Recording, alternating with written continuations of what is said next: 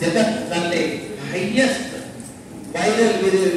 Viral ಇರುವುದ video ಇದು ಅಂಕುಶ್ study method. ಓದಿ ಇದನ್ನ ಮರೆಯಲೇಬಾರದು.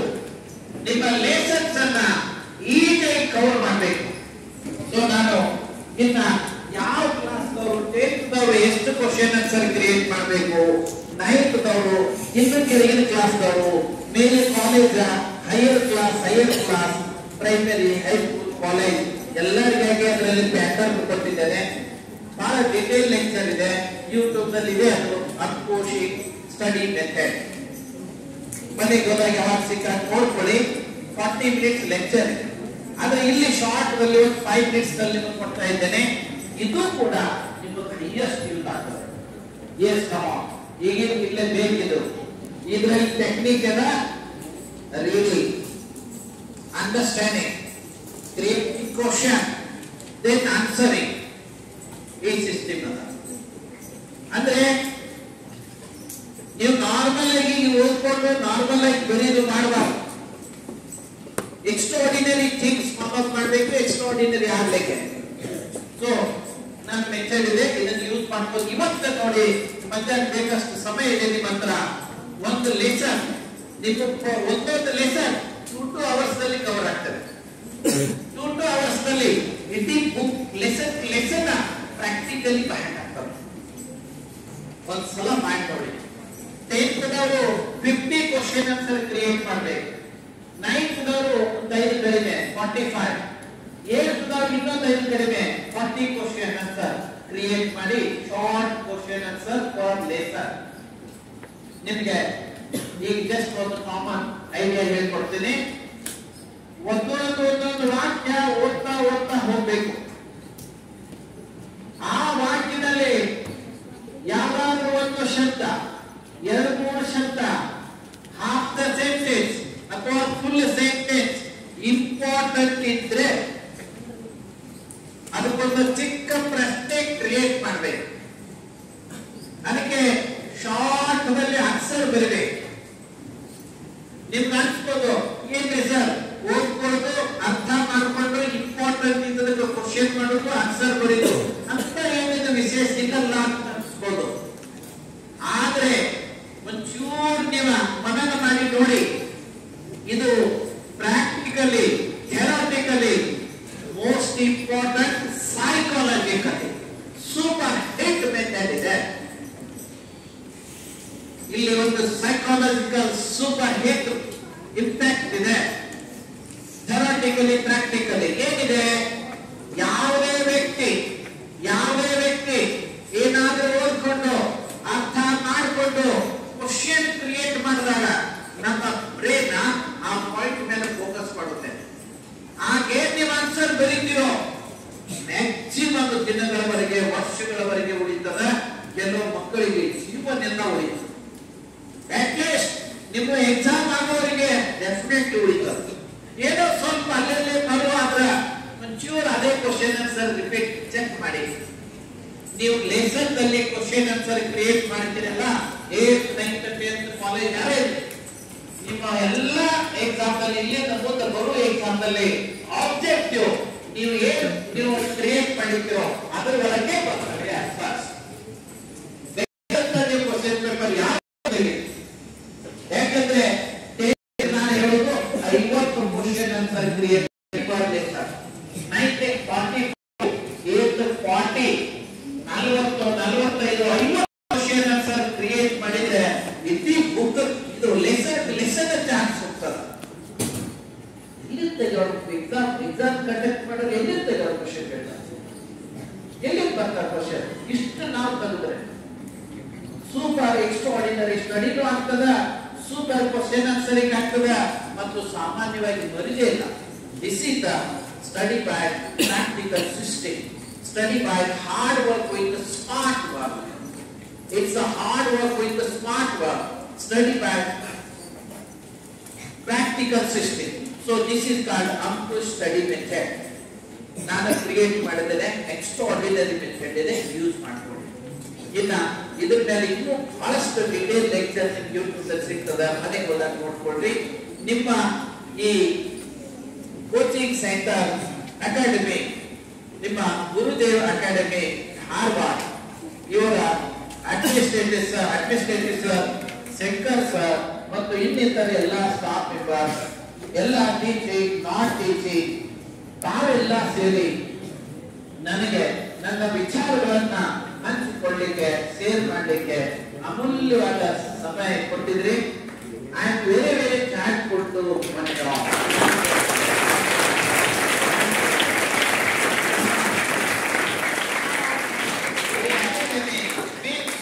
ಗುರುದೇವ ಅಕಾಡೆಮಿ ಧಾರವಾಡ ಇಂಥ ಅನೇಕ ಕಾರ್ಯಕ್ರಮಗಳನ್ನು ಮಾಡ್ತಾ ಇದೆ. ಈ ಅಕಾಡೆಮಿಯವರು ಬಹಳ ಚೆನ್ನಾಗಿ ಮಕ್ಕಳನ್ನ ಪ್ರಿಪೇರ್ ಮಾಡಲಿಕ್ಕೆ ಸಪೋರ್ಟ್ ಮಾಡ್ತಾ ಇದ್ದಾರೆ. ಮಕ್ಕಳ ಸ್ಟಡಿ ಇಂಪ್ರೂವ್ಮೆಂಟ್ ಗಾಗಿ ದುಡಿತಾ ಇದ್ದಾರೆ. ಫೀಸ್ ದೊಡ್ಡ ಮಾತಲ್ಲ, ಯಾರೋ ಎಲ್ಲಿ ಹೋದ್ರು ಕೊಡ್ಬೇಕು ಬಿಡ್ಬೇಕು, ಆ ಫೀಸ್ ದೊಡ್ಡ ಮಾತಲ್ಲ. ಒಂದು ಪ್ರೋಸೆಸ್ ಇರ್ತದ, ಖರ್ಚು ಇರ್ತದ, ಅದಕ್ಕೆ ಫೀಸ್ ತಗೋಬೇಕಾಗ್ತದ. ಆದ್ರ ಶಿಕ್ಷಣ ಇದು ಪ್ರಾಪರ್ ವೇದಲ್ಲಿ ಕೊಡ್ತಾ ಇದ್ದಾರಲ್ಲ ನಮ್ಮ ಗುರುದೇವ ಅಕಾಡೆಮಿ, ವಸ್ತು ಯೂನಿಟ್ದವರು, ಅದು ಸರ್ವಶ್ರೇಷ್ಠ, ಅದು ತಮ್ಮಲ್ಲ ಸರ್ವಸ್ವ.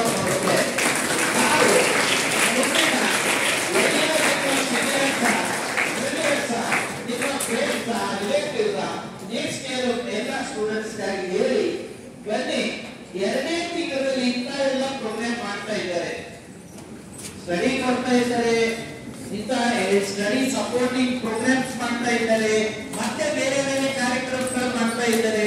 ನಿಮಗೆ ಧೈರ್ಯ ತುಂಬುತ್ತಾ ಇದ್ದಾರೆ, ನಿಮಗೊಂದು ವಿಶೇಷವಾದ ಒಂದು ದಾರಿ ತೋರಿಸ್ತಾ ಇದ್ದಾರೆ. ಇಂಥ ಅನೇಕ ಎಲ್ಲ ಗುರುಗಳು ಸೇರಿ ವಿಶೇಷ ನಿಮಗೆ ಧೈರ್ಯ ತುಂಬಿ ವಿಶೇಷ ಜ್ಞಾನ ಕೊಡ್ತಾ ಇದ್ದಾರೆ, ಟು ದ ಪಾಯಿಂಟ್ ಕೊಡ್ತಾ ಇದ್ದಾರೆ. ದಯವಿಟ್ಟು ಇವನ್ನೆಲ್ಲ ಯೂಸ್ ಮಾಡ್ಕೊಳ್ಳಿ. ಇವರ ಸರ್ ಅವರು 4 ವಿಡಿಯೋಸ್ ಬರ್ತಾ ಇದ್ದಾವ. ಆ ಎಲ್ಲ ವಿಡಿಯೋಸ್ ಅನ್ನ ಯಾರೆಲ್ಲ ಸಬ್ಸ್ಕ್ರೈಬ್ ಮಾಡಿ ಕೇಳಿ, ನೀವೆಲ್ಲ ಸಬ್ಸ್ಕ್ರೈಬ್ ಮಾಡಿ, ನಿಮ್ಮ ಮನೆಗೆ ಬ್ರದರ್ ಸಿಸ್ಟರ್ ಎಲ್ಲ ಕೇಳಿ, ಯಾರೆಲ್ಲ ಶೇರ್ ಮಾಡಿ, ಎಲ್ಲ ಯೂಸ್ ಆಗ್ತವ. ಮುಂದೆ ಬನ್ನಿ, ಇಲ್ಲೇ KS IAS ಎಲ್ಲ ಕೋಟಿಂಗ್ ಹೇಳ್ತಾರೆ, ಬನ್ನಿ. ಆದ್ರೂ ಕೂಡ ನನ್ನ ಲೆಕ್ಚರ್ ಇರ್ತವೆ IAS KS. ಒಂದನ್ನ ನೆನ್ಪಿಡಿ, 21-22 ವಯಸ್ಸಲ್ಲಿ ಸೀದಾ IAS KS ಆಗ್ಲಿಕ್ಕೆ ಸಾಧ್ಯ ಇದೆ, PSI ಆಗ್ಲಿಕ್ಕೆ ಸಾಧ್ಯ ಇದೆ. ಯಾರೆಲ್ಲ ಆಗ್ಬೋದು, ಅದಕ್ಕೂ ಟೆಕ್ನಿಕ್ಸ್ ಅವ, ಯಾವ ರೀತಿ ಫಾಲೋ ಮಾಡ್ಬೇಕು. ಎಸ್ಸೆ ಒಂದು ಮೋಸ್ಟ್ ಇಂಪಾರ್ಟೆಂಟ್. ನಾನು ವೆರಿ ಶಾರ್ಟ್ ಒಂದು ವಿಡಿಯೋ ಬಿಡ್ತಾ ಇದ್ದೇನೆ, ಹೌ ಟು ರೈಟ್ ಎಸ್ಸೆ. ಒಂದು 5 ಸ್ಟೆಪ್ ಒಂದು ಪ್ರೊಸೀಜರ್ ಇದೆ. ಇವಾಗ ನೀವು 10th ದವರು, 8th 9th ದವರು, primary ದವರು, high school ದವರು ಅದನ್ನೆಲ್ಲ ಸ್ಟೆಪ್ ವೈಸ್ ಹೋಗುದಾ ಬಹಳ ಅವಶ್ಯಕ. IAS KS ನಲ್ಲಿ ಒಂದು ಪ್ಯಾಟರ್ನ್ ನಾನು ಕೊಡ್ತಾ ಇದ್ದೇನೆ, ಯೂಟ್ಯೂಬ್ ಅಲ್ಲಿ ಲೆಕ್ಚರ್ ಮೊದಲೇ ಕೊಡ್ತಾ ಇದ್ದೇನೆ. 5 ಸ್ಟೆಪ್ಸ್ ಅನ್ನ ಫಾಲೋ ಮಾಡಿದ್ರೆ ಇವತ್ತು ನಿಮಗೆ 100% ಮಾರ್ಕ್ಸ್ ಸಿಗ್ತವೆ ಎಸ್ಎದಲ್ಲಿ. ಆಮೇಲೆ ಮುಂದೆ ಹೋಗಿನೂ ಸಿಗ್ತವೆ. ಮತ್ತು ಜೀವನದಲ್ಲಿ ಎಲ್ಲಾ ಕಾಂಪಿಟೇಟಿವ್ ಎಕ್ಸಾಮ್ ನಲ್ಲಿ ಎಸ್ಎ ಮೋಸ್ಟ್ ಇಂಪಾರ್ಟೆಂಟ್ ಇರ್ತದ, ಲೇಟರ್ ರೈಟಿಂಗ್ ಇಂಪಾರ್ಟೆಂಟ್ ಇರ್ತದ, ಎಲ್ಲದಕ್ಕೂ ಟೆಕ್ನಿಕ್ಸ್ ಅವ. ನಾನು ಎಲ್ಲೆಲ್ಲಿ ಸಾಧ್ಯ ಇದೆ ಅಲ್ಲಿ ಕೊಡ್ತಾ ಇದ್ದೇನೆ. ನಮ್ಮ ಅಕಾಡೆಮಿ ಗುರುದೇವ್ ಅಕಾಡೆಮಿ ಧಾರವಾಡದವರು ಅನೇಕ ಕಾರ್ಯಕ್ರಮ ಅವರು ಮಾಡಲಿ, ಅವ್ರಿಗೆ ದೇವರು ಶಕ್ತಿ ಕೊಡ್ಲಿ, ಅವರ ಇನ್ಸ್ಟಿಟ್ಯೂಷನ್ ಇನ್ನೂ ಬೆಳಲಿ, ಒಳ್ಳೆ ಬೆಳೆದಿದೆ, ಇನ್ನೂ ಬೆಳಲಿ ಅಂತ ಹೇಳಿ ನಾನು ಎಲ್ಲರಿಗೆ ಅವರಿಗೆಲ್ಲ ಅವರ ಇನ್ಸ್ಟಿಟ್ಯೂಷನ್ಗೆ ಒಳ್ಳೆಯದಾಗಲಿ ಅಂತ ಹೇಳಿ ದೇವರಲ್ಲಿ ಬೇಡ್ತಾ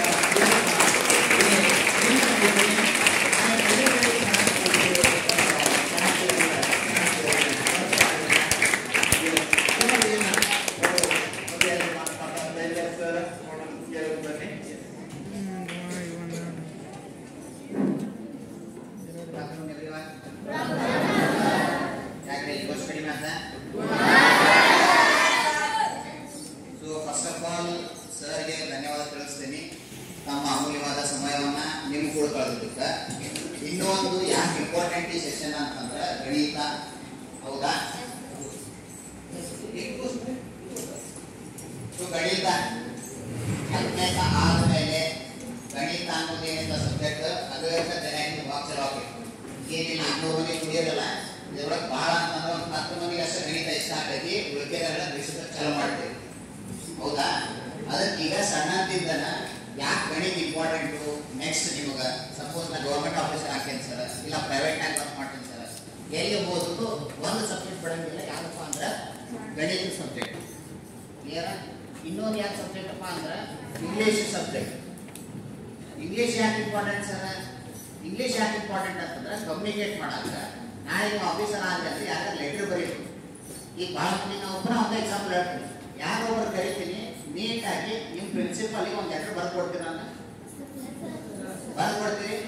ಪ್ರಾಪರ್ ಫಾರ್ಮ್ಯಾಟ್ ಆಗಿತ್ತಂತ ನಿಮಗೆ ಗೊತ್ತಿರೋದಲ್ಲ, ನಿಮ್ಮ ಶಾಲೆ ಒಳಗೆ ಕಳಿಸ್ತಾರಲ್ಲ ಆಗ ನನ್ನ ಫಾರ್ಮ್ಯಾಟ್ ಬೇಕಾ ಇರೋದು ಪ್ರಾಪರ್ ಫಾರ್ಮ್ಯಾಟ್ ಅದ. ನಿಮ್ಮ ಶಾಲೆ ಒಳಗೆ ಕಳಿಸ್ತಾರಲ್ಲ ಫೈನಲ್ ಅಲ್ರಿ. ನಿಮ್ಮ ಶಾಲೆ ಒಳಗೆ ಎಕ್ಸಾಮಿನೇಷನ್ ಅಷ್ಟೇ ಹೇಳ್ತಾರೆ, ಫ್ಯೂಚರ್ ನೀವು ಕಲಿಯೋಕೆ.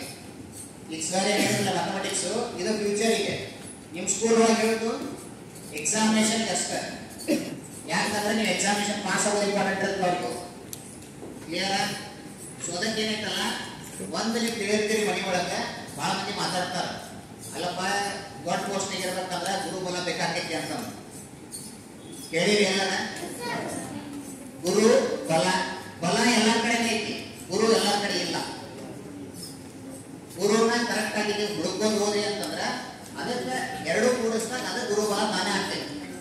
ಬಹಳ ಮಂದಿಗೆ ಏನೈತಲ್ಲ ಮಿಸ್ಕನ್ಸೆಪ್ಷನ್ ಅಂತ ಹೇಳ್ತೀವಿ ನಾವು, ತಪ್ಪು ನಂಬಿಕೆಗಳು. ಹೌದಾ? ಗುರುಬಲ ಇದ್ದವ್ರು ಅಷ್ಟೇ ಕೇಸ್ ಅವಸರ ಆಗ್ತಾರ ಅಥವಾ ದೊಡ್ಡ ಪೋಸ್ಟ್ನಾಗ ಇರ್ತಾರ, ನಾವು ಮತ್ತೆ ಎಷ್ಟೇ ಕೆಲಸನ ಮಾಡಬೇಕು ಮತ್ತೆ ತಲೆ ತೆಗೆದಾಗ. ಈಗ ಬಹಳ ಮಂದಿಗೆ ಈಗ IAS IPS ಆಫೀಸರ್ಸ್ ಆಗಬೇಕು ಅಥವಾ ಬೇರೆ ಸೆಕ್ಟರ್ ಸೇರ್ಬೇಕಂತದೈತಿ. ಈಗಿನ ಏನು ಮಾಡ್ಬೇಕು ಸರ್ ಅದನ್ನ ಅರ್ಥ ಮಾಡ್ಬೇಕು. ಆಮೇಲೆ ಈಗಿನ ಸರ್ ಕಲ್ಸಿದ ಮ್ಯಾಥಮೆಟಿಕ್ಸು, ಈ ಮ್ಯಾಥಮೆಟಿಕ್ಸು ಫೈನಲ್ ಇಯರ್ ಎಕ್ಸಾಮಿನೇಷನ್ಸ್ ಬರ್ತಿಲ್ಲ, ಅಲ್ಲಿ ಯೂಸ್ ಮಾಡ್ಬೇಕಾದ್ರೆ ಎಸ್ ಮಾಡಿ ಯೂಸ್ ಮಾಡಿ. ಯಾಕಂತಂದ್ರೆ ಅಲ್ಲಿ ನಿಮ್ಮ ಮಾರ್ಕ್ಸ್ ಸ್ಟೆಪ್ ವೈಸ್ ಇರ್ತೈತಿ. ಏನ ಸರ್ ಈ ಶಾರ್ಟ್ ಕಟ್ಸ್ ಹೇಳ್ಕೊಟ್ಟು ನಿಮ್ಗೆ, ಈ ಶಾರ್ಟ್ ಕಟ್ ಏನಾದ್ರು ಫೈನಲ್ ಎಕ್ಸಾಮ್ ಬರೋದಕ್ಕೆ ಮಾರ್ಕ್ಸ್ ಕೊಡೋದಿಲ್ಲ. ಈ ಶಾರ್ಟ್ ಕಟ್ ಯಾಕೆ ಬೇಕು? ಕ್ಯಾಲ್ಕುಲೇಷನ್ ಈಸಿ ಮಾಡ್ಕೊಳ್ಳಿ. ಏನ ಅಂದ್ರೆ ನಿಮಗೆ ಜಾಸ್ತಿ ಕ್ವಶನ್ಸ್ ಅಟೆಂಪ್ಟ್ ಮಾಡ್ಬೋದು. ಈಗ 3 ಮಾರ್ಕ್ಸಿಗೆ ಬರೀತಿರ್ತೀರಿ, ಹೌದಾ? 3 ಮಾರ್ಕ್ಸ್ ಟೈಮ್ ಕೊಟ್ರೆ ಭಾಳ ಅಂದ್ರೆ 70 ಮಾರ್ಕ್ಸ್ ಬರೀತಿರಮ್ಮ. ಸೊ 70 ಜನ 70 ಹೆಂಗೆ ಮಾಡಬೇಕು? 70 ಕ್ವಶನ್ಸ್ಗೆ ಟೈಮ್ ತೊಗೊಳತ್ತೀರಿ, ಅದನ್ನ ಕಡಿಮೆ ಮಾಡಬೇಕು. ಕಡಿಮೆ ಮಾಡಕ್ಕೆ ಏನು ಮಾಡಬೇಕು? ಬಟ್ ಏನಿಲ್ಲ ಸ್ಟೆಪ್ ವೈಸ್ ಬರೀದ್ರು ಸ್ಟೆಪ್ ವೈಸ್ ಬರೀಬೇಕು. ಇದೆಲ್ಲ ಎಲ್ಲಿ ಯೂಟಿಲೈಸ್ ಆಗ್ತಂದ್ರೆ ಗೌರ್ಮೆಂಟ್ ಎಕ್ಸಾಮಿನೇಷನ್ಸ್, NTSC ಪರೀಕ್ಷೆ, ಡೆವಲಪ್ಮೆಂಟ್ ಎಕ್ಸಾಮಿನೇಷನ್ ಹೇಳಿದಾರೆ, ಹೌದಾ? ಅಲ್ಲಿ ನಿಮ್ಗೆ ಭಾಳ ಯೂಟಿಲೈಸ್ ಆಗುತ್ತೆ. So daily at least 1 hour practice ಮಾಡಿ ಬಿಡಕ್ಕೆ ಹೋಗ್ಬೇಡ, ಆ್ಯಂಡ್ ಫ್ಯೂಚರ್ಗೂ ನಿಮ್ಗೆ ಹೆಲ್ಪ್ ಆಗುತ್ತೆ. Clear? So once again sir ಮತ್ತೊಮ್ಮೆ ಧನ್ಯವಾದ ತಿಳಿಸ್ತೀನಿ. And 5 minutes ಕೂತ್ಕೋರಿ. ಸರ್ ಜಸ್ಟ್ ಒಂದು ಸನ್ಮಾನ ಸರ್